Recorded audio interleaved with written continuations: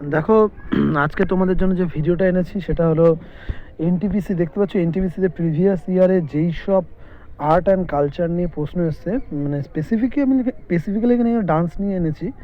মানে যেসব dance form নিয়ে এসছে কোশ্চেন, তার কিছু পার্ট এনেছি, আরও অনেক আছে প্রশ্ন। আমি কিছু প্রথম পার্ট এনেছি, কেন পুরো কোশ্চেন আনতে গেলে অনেক বড় হতো সেশনটা। আমি খুব বড় করতে চাইছি না। তোমরা আগে দেখো, তোমাদের ভালো লাগলে অবশ্যই তোমরা সাবস্ক্রাইব এবং শেয়ার করো, তাহলে বুঝবো যে তোমাদের ভালো লাগছে। তারপরে সেকেন্ড পার্টটা আনবো। দেখো, আমি যে কটা এনেছি প্রত্যেক কটাই কিন্তু আগের বছর আসা প্রিভিয়াস ইয়ার কোশ্চেন। সেই বেসিসেই শুধু একটা প্রশ্ন না, আমি এর বেসিসে আরও প্রশ্ন করাবো। মানে ধরো এই একটা ধরো এই প্রথম প্রশ্ন একটা কোনো ডান্স ফর্ম বলেছে এবং তার অপশান, যে ওই অপশানগুলো আমি এক্সপ্লেন করবো কোথায় কী আছে, কোথায় কী হয়েছে। ঠিক আছে, তা আজকে আর বেশি না বলে আমি শুরু করি। দেখো, বলছে গনফ, GONPH, গনফ বলেছে কোন রাজ্যের একটি বিখ্যাত লোকনৃত্য। ঠিক আছে, এইটা কিন্তু সাধারণত আমাদের গোয়ার বিখ্যাত লোকনৃত্য। ঠিক আছে, এবং গোয়ার এখানে বলে দিয়েছি, গোয়া তার সঙ্গে আছে একটা গোয়ার আরও যেসব লোকনৃত্যগুলো আছে, যেটা হলো ফুডি, FUGDI, ফুডি। ফুডি কিন্তু গোয়ায় দেখা যায়, তার সঙ্গে সঙ্গে কিন্তু মহারাষ্ট্র দেখা যায়। মহারাষ্ট্রে কিন্তু এটা গণেশ চতুর্দশীর দিন এটা মানে পালন করা হয়, ফুডি যে নৃত্যটা। এছাড়া আছে দেখনি। কি করে মনে রাখবে আমি বলে দিই। দেখনি, গোয়ায় সবাই কী করে, গোয়ায় সবাই দেখতে যায় সুন্দর দৃশ্য, তো এরকম করে মনে রাখবে। দেখনি যেটা আসলো, এইটা কিন্তু সাধারণত দেখনি জিনিসটা আমি বলে দিই। এখানে দেখনি, দেখো আমি লিখেছি হয়তো যে দেখনি, হ্যাঁ দেখো এখানে লেখা আছে যে গোয়া রাজ্যে বিভিন্ন লোকনৃত্যগুলির মধ্যে দেখনি আছে। দেখনিটা কি, দেখনি এমন কি যে যারা ধরো আমাদের যখন আমাদের তো পুরো ভারত হিন্দু রাজ্য ছিল প্রথম দিকে, তো এরপরে পর্তুগিজরা যখন আসে, হ্যাঁ পর্তুগিজরা আসার পর কিছু গোয়ায় যেসব হিন্দুরা ছিল তারা কিছু কনভার্ট হয়, খ্রিস্টানে কনভার্ট হয়। এই হিন্দুরা যখন খ্রিস্টানে কনভার্ট হয়, এরাই কিন্তু এই যারা খ্রিস্টানে কনভার্ট হয় তারাই দেখনি যে নৃত্যটা সেটা পালন করে। হ্যাঁ, দেখনির পর আছে দেখো, হ্যাঁ দেখনির পর আছে যে গোদে মদিনী। ঠিক আছে, গোদে মদিনী জিনিসটা কি, গোদে কথার অর্থ হলো হর্স মানে ঘোড়া, আর মদিনী কথা হলো একটা ডান্সের একটা ফর্ম, মানে ঠিক আছে। এইটা হলো সাধারণত ওই অনেকটা ওই ওয়ারিয়ার যারা যুদ্ধে জিতে মিতে আসে তাদের জন্য এই নাচটা মানে করা হয়, গোদে মদিনী। এছাড়া যে ধানগাঁও, হ্যাঁ ধানগড় যেটা, সেটা হলো যারা ধরো মানে কৃষক শ্রেণীর আছে, যারা কৃষক সম্প্রদায়, হ্যাঁ তারা বলে স্টিফেট বলে সম্ভবত, হ্যাঁ সিফেট বলে, সরি SHEPHERD, সিফেট সম্প্রদায় বা সিফেট কমিউনিটি যারা আছে তারা সাধারণত নবরাত্রির দিন এই নৃত্যটা করে। নবরাত্রির দিন এই সিফেট যারা তারা আছে তারা এই নৃত্যটা করে। তাহলে এখানে বলে দিলাম গোদে মদিনী, বলে দিলাম মান্ডো সবার মনে থাকবে, হ্যাঁ এছাড়া ধানগাঁও বলে দিলাম, দেখনি বলে দিলাম। এছাড়া আছে আর একটা যে এগুলো অতটা ইম্পর্টেন্ট না, ওডি গান, তার সাউ গান, এগুলো মনে রাখবে তোমরা। আর সিগমা, আমি যেগুলো ইম্পর্টেন্ট সেগুলোই কিন্তু এনেছি। সিগমা এমন একটা নৃত্য যেইটা সাধারণত কী হয়, ওই তোমার হলো আমাদের এখানে যেটা হোলি মানে রং খেলার দিন, সিগমা যেটা আমাদের এখানে হোলি বা রং খেলার দিন, সেই রং খেলার দিন ওখানে ওটা সিগমা নামে পরিচিত। এই সিগমা নৃত্যে কী করে, সাধারণত যারা নাচে বা যারা নৃত্য করে তারা মাথার ওপর ল্যাম্প, মানে মাথার ওপর কোনো মোমবাতি বা লাইট নিয়ে নাচে, তাকে ল্যাম্প ডান্সও বলে। এছাড়া গফ আছে, GFF, গফ, এই নৃত্যটাও খুব ইম্পর্টেন্ট। আর এই হোলিকে কিন্তু আবার যেন আমাদের পশ্চিমবঙ্গে ওকে হোলি বলে বা বসন্ত উৎসব বলে, হ্যাঁ। আর এছাড়া হলো এইটাই আবার দক্ষিণ ভারতে, হ্যাঁ কোমাদানি বলা হয়, কোমাদানি। ঠিক আছে, এই হোলিটাকে সাউথ ইন্ডিয়ায় কোমাদানি বলা হয়। তাহলে বলে দিলাম। আর একটা আছে GOMPH, এটা হলো গম্ফ, GONPF, এটা GONPF হলো গোয়ায়, আর GOM যদি হয়ে যায় PF, এটা কিন্তু গুজরাটে, এটা কিন্তু গোলায় খুব, তার জন্য আমি এটা তুলে ধরেছি। ঠিক আছে, এটা কিন্তু আসতে পারে। সেকেন্ড প্রশ্নে যাই। দেখো, বলেছে পদ্মভূষণ প্রাপ্ত আলাম ভ্যালি, হ্যাঁ একজন মানে নৃত্যশিল্পী ছিল, তিনি কোন নৃত্যশিল্পী ছিল, মানে কোন আমাদের যে নখানা যে শাস্ত্রীয় নৃত্য আছে তার মধ্যে কোনটাই নৃত্যশিল্পী। আলাম ভ্যালি কিন্তু ভারতনাট্যমে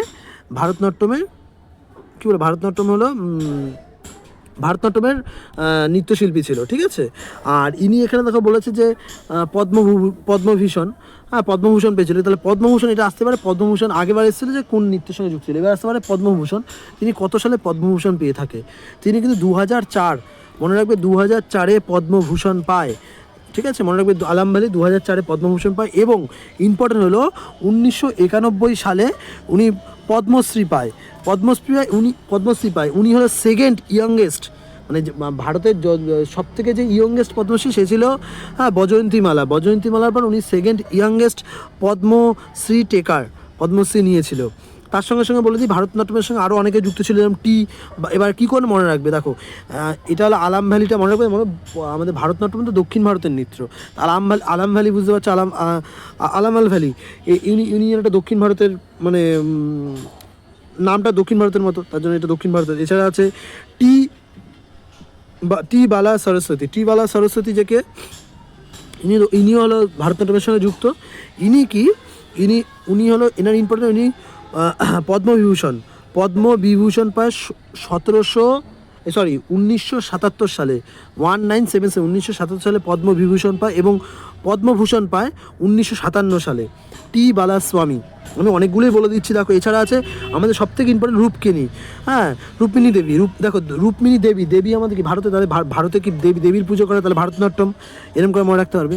উনি কিন্তু পদ্মবিভূষণ পায় পদ্মভূষণ, তাহলে রুক্মিণী দেবী পদ্মভূষণ পায় 1956 সালে, পদ্মভূষণ 1956 সালে পায়। উনি কিন্তু আমাদের রাজ্যসভার নমিনেটেড মেম্বার ছিল, ঠিক আছে, এটা মনে রাখতে হবে, রাজ্যসভার নমিনেটেড মেম্বার ছিল রুক্মিণী দেবী, ঠিক আছে। আলাম ভ্যালি তাহলে কী বলে, আলাম ভ্যালি কিন্তু পদ্মভূষণ পেয়েছে 1904 সালে, পদ্মভূষণ। একমাত্র পদ্মবিভূষণ পেয়েছিল টি বালাস্বামী, উনি কিন্তু 1977 সালে।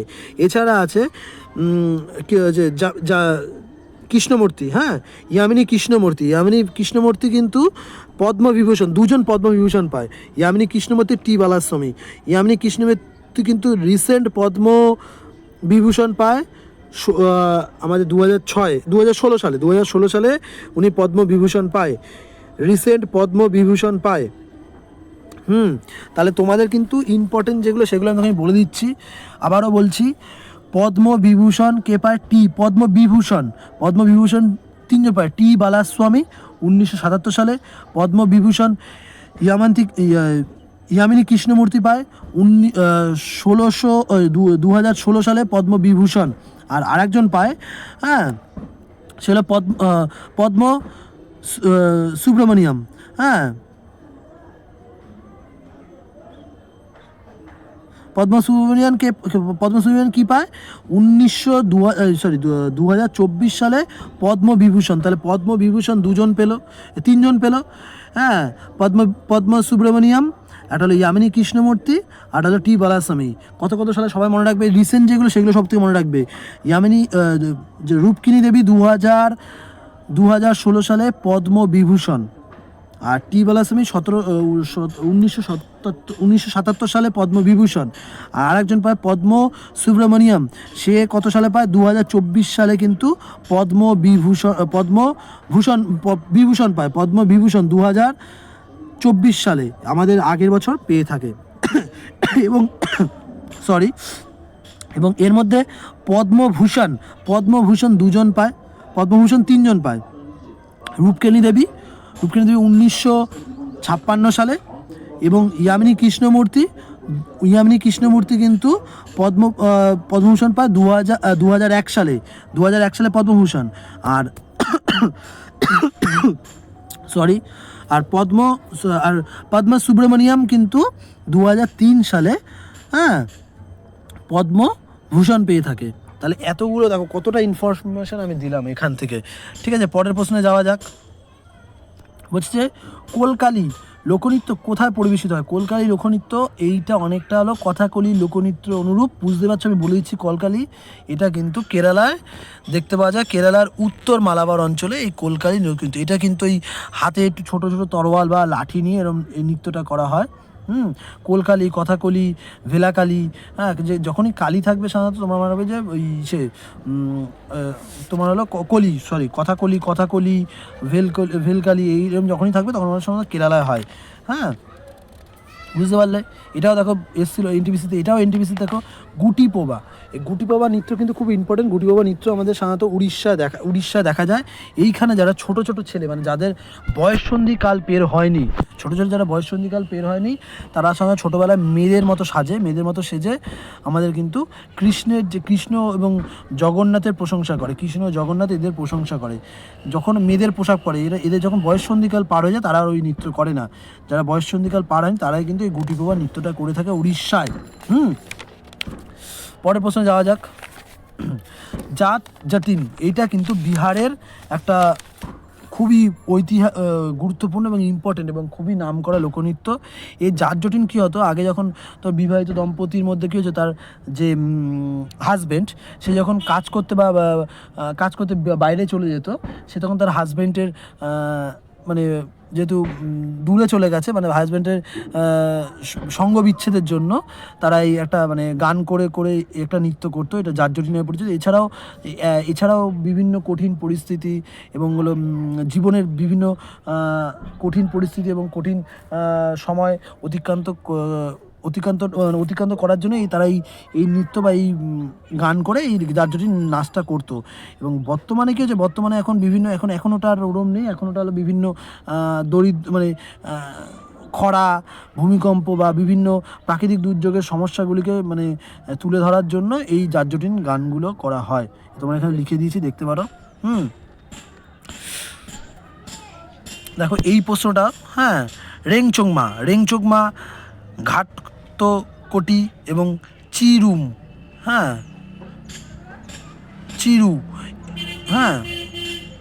এইগুলি কোথাকার লোকনৃত্য? এগুলো কিন্তু সাধারণত সিকিমের লোকনৃত্য, সিকিমের খুবই ইম্পর্টেন্ট লোকনৃত্য এগুলো। হ্যালো, দেখো আমি বলে দিচ্ছি, এইগুলো সিকিমের খুবই, চাটপোভা, চাটপোভা কিন্তু খুবই ইম্পর্টেন্ট লোকনৃত্য এগুলো কিন্তু। আর চাটপোভা আছে, রেংচোগমা আছে, ঘাট্টকোটি, এগুলো খুব ইম্পর্টেন্ট কিন্তু সিকিমের লোকনৃত্য। এই লোকনৃত্যগুলো মধ্যে আমি কিছু বলে দিই, আরও ইম্পর্টেন্ট আরেকটা, যেমন এখানে হয়তো আরেকটা আছে, যেটা হলো তিসি ইয়াকু কিন্তু খুবই ইম্পর্টেন্ট লোকনৃত্য। এটা কিন্তু ভুটিয়া কমিউনিটি, যেন এখান থেকে বোঝা গেল tribe, Bhutia tribe. Bhutia tribe কোথায় দেখা যায়? বলে সিকিমে দেখা যায়। ভুটিয়া ট্রাইব কিন্তু এই নৃত্যটা করে থাকে। কী বললাম? তিসি ইউকু। এছাড়াও যে ঘাট্টকুটি, এই ঘাট্টকুটিটা কি? এটা হলো একটা যে এই লোকনৃত্যটা ভুটিয়ারা করে থাকে। এটা কিন্তু যে আমাদের যে নেচারের যে রিচনেস, নেচারের যে বিউটি, এত সুন্দর যে মানে সুন্দর যে চারিদিকে যে নেচারের এত সৌন্দর্য আর নেচার যে এত রিচনেস, যে বিভিন্ন দিক থেকে ধরো ফল ফুল মানে সব দিক থেকে রিচনেস বোঝানোর জন্য কিন্তু ঘাট্টকুটি এই নৃত্যটা সিকিমে করা হয়। এটাও কিন্তু বলে দিলাম। আরেকটা ভুটিয়া যে টাইপ আছে, তার আরেকটা লোকনৃত্য করে, যেটা যেটা তোমাদের একটু আগে বললাম, ইয়াংচাম। এই যে ইয়াকচাম হলো, এটাও কিন্তু ভুটিয়া টাইপ করে। আর রাংচাম তো বলে দিলাম। এগুলো কিন্তু খুবই ইম্পর্টেন্ট লোকনৃত্য। এছাড়াও মণিপুরের, দেখো মণিপুরের লোকনৃত্যটা বলে দিয়েছি। রাখাল, রাখাল কিন্তু, এই রাখাল। আরেকটা আছে নাটরাস, রাস, যে মণিপুরে কিন্তু রাস হয়। মণিপুরে কিন্তু রাস খুবই ইম্পর্টেন্ট আছে মণিপুরে, এটা মনে রাখবে সবাই। আর গোয়ায় তো একটু আগে বলে দিলাম, গোয়ায় আবার দিয়েছি। গোয়ার মধ্যে এখানে নতুন একটা দেখেছো খোল, যেটা এখানে নতুন একটা খোল, এটা মনে রাখতে পারো। এছাড়া অরুণাচল প্রদেশে মাক্স ডান্স, এই মাক্স ডান্স কিন্তু শুধু অরুণাচল প্রদেশ না, মাক্স ডান্স কিন্তু আমাদের সিকিমেও দেখা যায়, সিকিমেও মাক্স ডান্স দেখা যায়। ওয়াংচো, তারপরে হলো বুইয়া, এগুলো কিন্তু মণিপুরের। আমি বলে দিই কী করে এবার মনে রাখবে। মণিপুরের আরেকটা ইম্পর্টেন্ট লোকনৃত্য হলো থাংটা হলো একটা মার্শাল আর্ট লোকনৃত্য, থাংটা।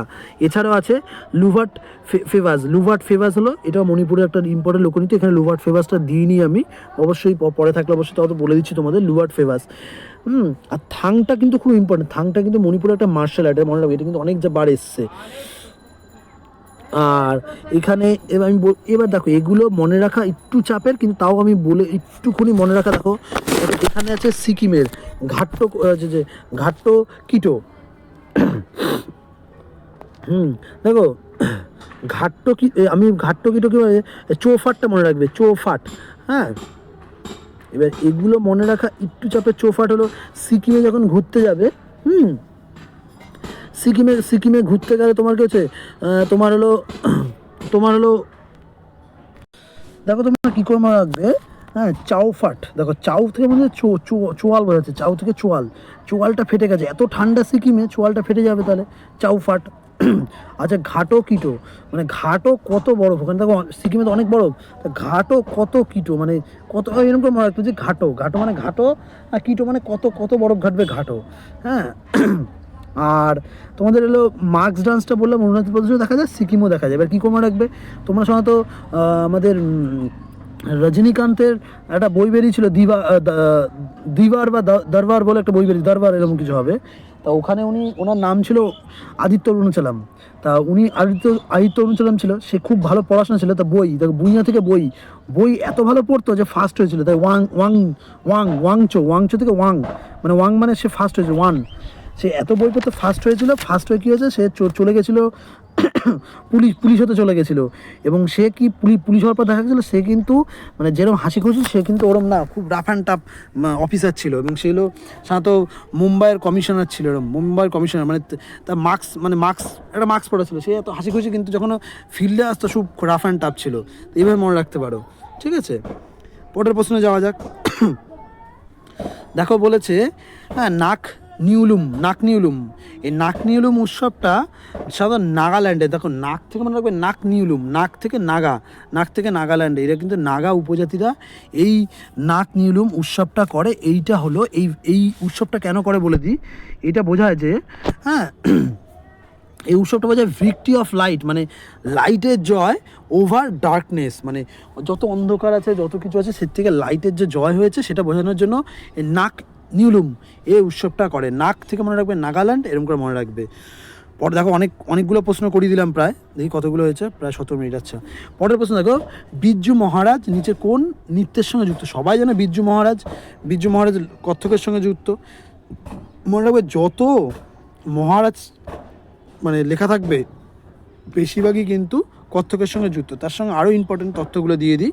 ভারতের কত্থক নৃত্যের, হ্যাঁ, লখনৌ, কালকা, বিন্দাদিন এই ঘরানার কিন্তু প্রবর্তক ছিল এই বিরজু মহারাজ। এবং কী হয়েছে, প্রবর্তক ছিল কে ছিল? বিরজু মহারাজ। কিন্তু এটা আসতেই পারে যে লখনৌর কালকা বিন্দাদিন ঘরানা কে, মানে বা এরকম দিতে পারে যে বিরজু মহারাজ কোন ঘরানার সঙ্গে যুক্ত ছিল, কালকা বিন্দাদিন, ঠিক আছে, মনে রাখবে। এবং সত্যজিৎ রায় সতরজ কি খিলাড়ি, হ্যাঁ, দিল তো পাগল হে, হ্যাঁ, এছাড়াও দেবদাস, সবাই জানো যে এগুলো সব আমাদের শাহরুখ খানের। হ্যাঁ, সতরঞ্জ কি খিলাড়ি আমি ঠিক জানি না, কিন্তু দিল তো পাগল হে, দেবদাস। হ্যাঁ, তারপরে যে কামাল হাসান 2024 সালের 2014 সালে, হ্যাঁ, ছবিতে কিন্তু সব্যসাচী সেনের জন্য বিভিন্ন এইগুলোতে কিন্তু কোরিওগ্রাফি করে, এই সবগুলোতে কোরিওগ্রাফি করে। এবং 2012 সালে যে বাজিরাও মাস্তানি, দীপিকা পাডুকোনের মাস্তানি গান, এবং আলিয়া ভাটের কলঙ্ক, এই দুটো বইয়ের কিন্তু আসতেই পারে যে আলিয়া ভাটের যে আলিয়া ভাট বলছি, যে আমাদের বাজিরাও মাস্তানির যে দীপিকা পাডুকোনের যে মাস্তানি গান আছে, এবং এই গানের কোরিওগ্রাফি কে করে। এছাড়া আলিয়া ভাটের যে কলঙ্ক বইয়ের যে কোরিওগ্রাফি, এটা কে করে? এটা কিন্তু আমাদের এই বিরজু মহারাজই করে, কত্থকের তিনি দেখেছো, তিনি কিন্তু পদ্মবিভূষণ পায় 1986 সালে, পদ্মবিভূষণ পায়। এবং 1964 সালে নাট্য একাডেমি কার্ডে মনে রাখতেই পারো, কিন্তু পদ্মবিভূষণটা মনে রাখতে হবে। হ্যাঁ, পদ্মবিভূষণ 1986 সালে পেয়ে থাকে, এটা কিন্তু ইম্পর্টেন্ট। হ্যাঁ, পরের প্রশ্নে যাওয়া যাক। বলেছে নিচের কোনটি অন্ধ্রপ্রদেশের জনপ্রিয় লোকনৃত্য এবং সঙ্গীতের সংমিশ্রণে যা লাঠি নাচের মতো, মানে ওটা লাঠি নাচের মতো, আমাদের যে ওটা ডান্ডিয়ার মতো লাগে, কিন্তু এখানে অবশ্যই ডান্ডিয়া না, কেউ বুঝে ডান্ডিয়া দাগিয়ে দিলে কিন্তু ভুল হবে। ডান্ডিয়ার জন্য দিয়েছে যে তোমাদের গোলানোর জন্য বা তোমাদের কনফিউজ করার জন্য, ডান্ডিয়া কখনোই না। এটা অপশান বি, যেটার নাম হলো কোলানা লুলু। হ্যাঁ, কোলানা নালু, ঠিক আছে, কোলানা নালু, বি অপশান। এটা কিন্তু অন্ধ্রপ্রদেশের একটা বিখ্যাত লোকনৃত্য। আর ডান্ডিয়া জানো, ডান্ডিয়া কিন্তু গুজরাটের লোকনৃত্য, ডান্ডিয়া। হ্যাঁ, তোমরা সবাই জানো, এটার জন্য এটা ঘোরানোর জন্য এরকম দিয়েছে। আচ্ছা, পরের প্রশ্নে যাওয়া যাক। পরের প্রশ্নে বলছে রাই, রাই কিন্তু মনে রাখবে রাই হলো রাধার নাম। রাধা কোথায় থাকে? রাধা হলো আমাদের সবার কৃষ্ণের বুকের মাঝে ছিল রাধা, তাহলে বুকের মাঝখানে ভারতের মাঝখান কোনটা? মধ্যপ্রদেশ, তাহলে রায় হলো মধ্যপ্রদেশের একটা ইম্পর্টেন্ট লোকনৃত্য। এইভাবে কিন্তু মনে রাখতে পারো তোমরা, ঠিক আছে? এবং রায়ের সঙ্গে দেখো মাটকি, হ্যাঁ এগুলো কিন্তু সব ইম্পর্টেন্ট লোকনৃত্য। রায়, মাটকি, হ্যাঁ গির্দা ড্যান্স, গির্দা ড্যান্সও কিন্তু লোকনৃত্য। এই গির্দা ড্যান্স কিন্তু হ্যাঁ ক্রপ হারভেস্টিংয়ের সঙ্গে যুক্ত। হ্যাঁ মানে ক্রপ হারভেস্টিং যখন ধান মান কাটা হয় তখন কিন্তু এই গির্দা ড্যান্সটা করা হয়। এছাড়াও দেখো আমি একটু অন্ধ্রপ্রদেশে বলে দিলাম যে অন্ধ্রপ্রদেশ জানো, হ্যাঁ কুচিপুড়ি, বোনালু কিন্তু অন্ধ্রপ্রদেশের সঙ্গে সঙ্গে তেলেঙ্গানারও ইম্পর্টেন্ট লোকনৃত্য বোনালু। এছাড়া মণিপুরে একটু আগে বললাম লোভাট ফেজাক একটু বললাম, আর ঢোল চালাম। এছাড়া থাংটা একটু আগে বলেছিলাম, যেটা খুব ইম্পর্টেন্ট। এবং কর্ণাটকের ওয়াকশাগান, হ্যাঁ হতিয়ারি এবং সুগিটা খুব ইম্পর্টেন্ট। কর্ণাটকের সুগি কিন্তু ইম্পর্টেন্ট। দেখো কর্ণাটকে সবাই খুব ব্যস্ত থাকে, কর্ণাটকে সবাই আইটি সেক্টরে বিভিন্ন কাজে ব্যস্ত থাকে, তাদের বাড়িতে রান্না করতে পারে, তারা সুইগি থেকে অর্ডার করে, তাই সুইগি মনে রাখবে, সুইগি থেকে অর্ডার করে, তাই ওখানে সুইগিটা খুব চলে, এরকম করে মনে রাখতে পারো। আমি এত খুব ভালো করে বলছি, তোমরা প্লিজ আমার চ্যানেলটা ভালো লাগে সাবস্ক্রাইব করো এবং শেয়ার করো সবার সঙ্গে, সবাইকে আরও তোমাদের যে বন্ধুবান্ধব আছে তাদের মানে দেখতে সুবিধা করে দাও।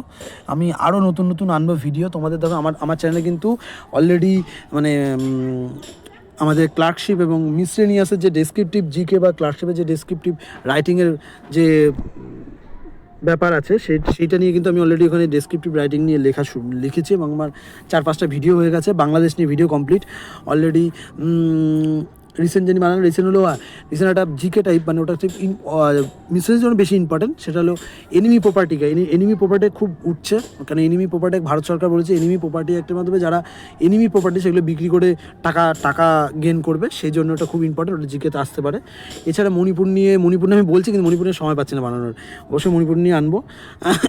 আরও তোমরা রিপোর্ট রাইটিং লিখিয়েছি, এগুলো তোমরা দেখতে পারো আমার ডেসক্রিপটিভে আছে, যে ডেসক্রিপটিভের প্রায় আমি প্লেলিস্টগুলো দেখলে তোমরা দেখতে হবে। আচ্ছা পরের প্রশ্ন যাই, ঠিক আছে? হোলি ভেসা এই নৃত্যটা কিন্তু কর্ণাটকের। হোলি ভেসা এখানে একটা ছিল, একটু আগে ছিল হটিয়ারির সঙ্গে হোলি ভেসা। এই হোলি ভেসাটা হলো মানে টাইগারের কস্টিউম পরে দেখতে পাচ্ছ, ছবি দিয়ে দিয়েছি আমি, সবকটাই ছবি দিয়েছি কিন্তু তোমাদের বোঝার জন্য। তোমাদের জানো শুধু শুনলে হয় না, তার সঙ্গে যদি ভিজুয়ালটাও ঠিক থাকে তাহলে তোমার বেশি মনে থাকবে, তার জন্য ছবি দিয়েছি। এই কর্ণাটকে এটা হয়, এটা নবরাত্রির দিনে হয়, এবং যদি এই বাঘের এরকম একটা কস্টিউম পরে নাচানাচি করে, এটা হলো হোলি ভেসা নামে পরিচিত। এটাও কিন্তু 2021 সালে এসেছিলো, 2022 সালে এসেছিলো এনটিভিসিতে। এবং পরের প্রশ্ন যাচ্ছি, হ্যাঁ ওয়াঙ্গালা কোন রাজ্যে? ওটা ওয়াংচু ছিল, ওয়াংচু কিন্তু অরুণাচল প্রদেশ, এটা ওয়াঙ্গালা কিন্তু মিজোরামের ইম্পর্টেন্ট লোকনৃত্য। এখানে কিন্তু দেখতে পাচ্ছি, ছবি দেখতে পাচ্ছেন ঢোলমল্লি বাজতে থাকে, এবং এছাড়াও আছে এদের ইম্পর্টেন্ট লোকনৃত্য হচ্ছে যে নকরেক আছে, লোহা আছে, হ্যাঁ এগুলো কিন্তু বেশি এই ওয়াঙ্গালাটা কিন্তু যারা গারো যেন গারো খাসি জয়ন্তী একটা পাহাড় আছে, ওইখানে যে গারো যারা ট্রাইব আছে তারা কিন্তু এই ওয়াঙ্গালার নৃত্যটা পারফর্ম করে। এবং এটা হলো অনার অফ মানে সূর্য দেবতার অনারে হারভেস্টিংয়ের সময় এই ওয়াঙ্গালা এরকম করে ঢোল বাজিয়ে সবজি কাটে। আর এছাড়াও মেঘালয়ের আরও নিপরে লোহা, নকরেক, হ্যাঁ কাসাতকু, মাইসিন, এগুলো খুবই ইম্পর্ট্যান্ট। এগুলো আমি বলে দিলাম লোকনৃত্য। সেটা বিহারের তো জাটজটিন বলে দিয়েছি, মিজোরামের বলে দিয়েছি, ঠিক আছে? ঠিক আছে, মিজোরামের হলো চেরাও আছে, হ্যাঁ চেরাও যেটা বাঁশ দিয়ে লোকনৃত্য আছে, বাঁশের মাধ্যমে, ঠিক আছে? পশ্চিমবঙ্গে তো জানোই, পশ্চিমবঙ্গে ছো ডান্স আছে, হ্যাঁ এছাড়াও আমাদের পশ্চিমবঙ্গের ছো ডান্স, এছাড়া আমাদের ওই কী বিভিন্ন ধরো ওটা কী বলবো, কীর্তনের সময় যে নাচে সেইগুলো অনেকটা আছে। হ্যাঁ পশ্চিমবঙ্গের ছো ডান্সটাই বেশি ইম্পর্টেন্ট। আজ কতক্ষণ হলো দেখি, আজকে মোটামুটি 24 মিনিট হয়ে গেল, আর দেখি লাস্টে না, এইটা হলো পরে, এইটুকুনি থাকুক। আমি আজকে এইটুকুনিতে স্টপ করছি। তোমরা আমার চ্যানেলটা দেখো, প্রচুর ভিডিও আছে, অনেক জিকের প্রশ্ন টাইপ আছে, এবং তোমরা আমাকে যদি কমেন্ট করো আমি সেই টাইপের ভিডিও আনবো। তোমরা শুধু আমাকে কমেন্ট করে বলো যে এরম এই টপিকে কোনো ভিডিও বানান বা এরম কিছু বানান, আমি অবশ্যই বানাবো, ঠিক আছে? তোমরা যদি বলো ম্যাথের জন্য বানাতে, আমি অবশ্যই ম্যাথের জন্য বানাতে পারি। তোমরা আমাকে কমেন্ট করলে অবশ্যই বানাবো। ওকে, আজকে এইটুকুনি থাকুক। ওকে, গুড বাই।